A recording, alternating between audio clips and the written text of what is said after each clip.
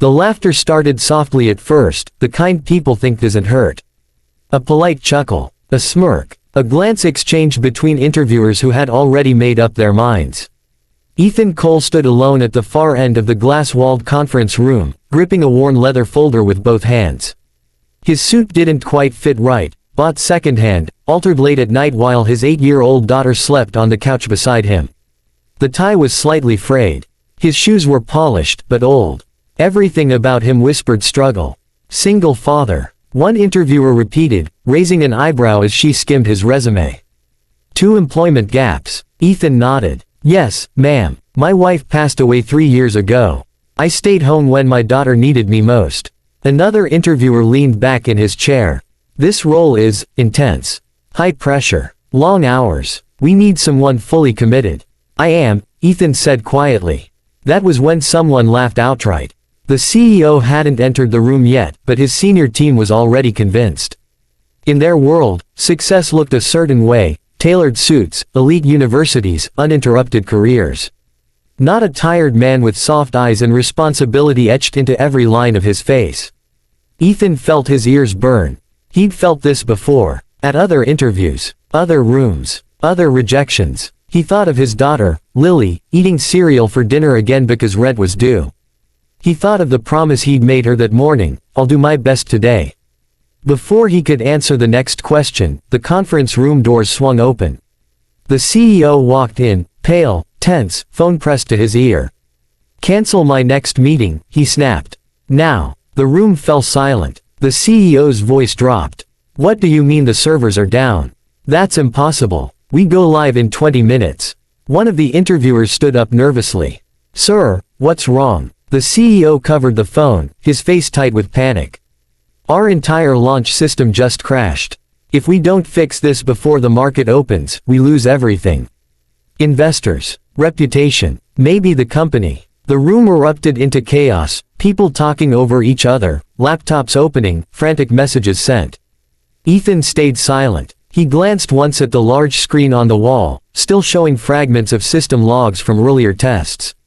His eyes narrowed, not with fear, but focus. Sir, Ethan said suddenly. No one looked at him. Sir, he repeated, louder now. I think I know what happened. The laughter from minutes earlier still hung in the air, but it was about to die. The CEO turned slowly, clearly irritated. And you are? Ethan Cole. I was here for an interview. He gestured toward the screen. Your system didn't crash. It locked itself. That got their attention. One interviewer scoffed. Our top engineers designed that system. Ethan nodded. I know. I read their white paper last night. The CEO studied him. Go on. Ethan stepped forward, heart pounding. Your fail-safe protocol triggered when it detected a false breach. But the breach wasn't external, it was internal latency caused by overlapping authentication loops. The system protected itself by freezing. Silence. The CEO slowly lowered his phone. Can you fix it? Ethan swallowed. Yes. In under a minute. The CTO hesitated. That's not possible without admin.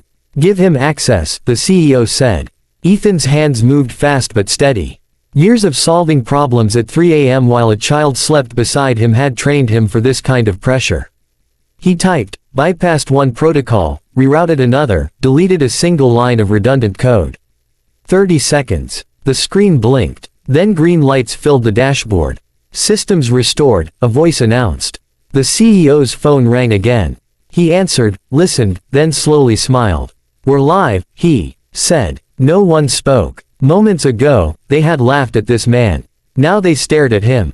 The CEO turned fully toward Ethan. Where did you learn to do that? Ethan exhaled. At home. After bedtime. I taught myself because failure wasn't an option. The CEO nodded once. You're hired. One interviewer stammered, but we didn't finish the interview. The CEO didn't take his eyes off Ethan. We just did. Weeks later, Ethan walked into the same building, not as a desperate candidate, but as the man who saved the company. That night, he picked Lily up in his arms and told her, we're going to be okay. She smiled, wrapped her arms around his neck, and whispered, I knew you would. Final message leaves viewers inspired. They laughed because they saw weakness. They were wrong. Strength doesn't always arrive polished. Sometimes it comes tired, carrying responsibility, fueled by love. Never underestimate someone who has everything to lose, and someone depending on them to win.